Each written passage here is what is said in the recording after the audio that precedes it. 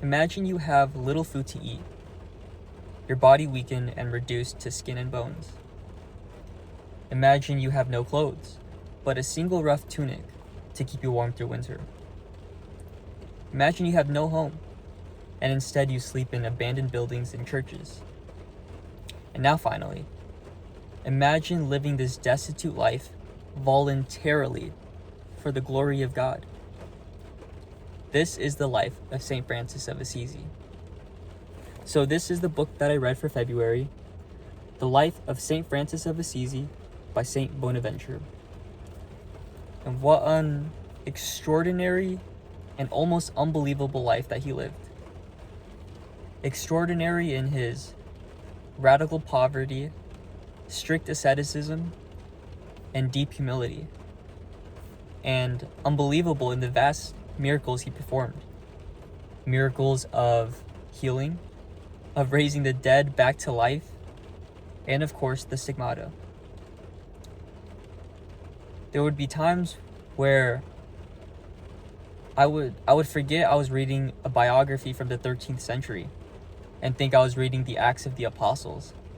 That's how faithfully St. Francis obeyed the directions of Jesus when he said to the 12, "Take nothing with you for your journey." When he said to the young man, "Sell what you have and give to the poor." And when he said to the multitude, "If you would come after me, deny yourself, take up your cross, and follow me." St. Francis truly lived as an apostle. Now, what if one were to object to him living in poverty? After all, in his first letter to the Thessalonians, St. Paul says to work with your own hands so that you may be dependent on nobody. Well, in his Summa Theologica, St. Thomas Aquinas says that voluntary poverty is the first foundation to attaining perfect charity, because the possession of wealth increases our worries about earthly things. And so to remove that stumbling block and be concerned only with the things of heaven, it is fitting to renounce all of one's possessions. And so St. Francis did, renouncing his inheritance and even giving the little he did have to those poorer than him. What a blessing it is to be able to read about this great and humble saint, so that we may be reminded to not let our desires in this world choke our desires for the world to come.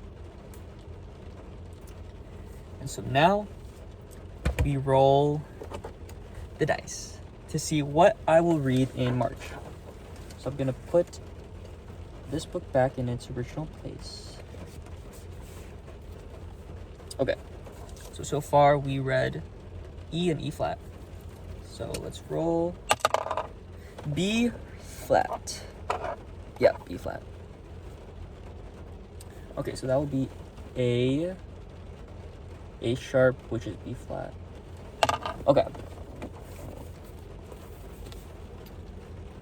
Abandonment to divine providence by Jean Pierre de Casade. Casade? Something like that. Okay. It's a thin book, so, which is great because we're already a week into March. So I will read, here, let me get it out.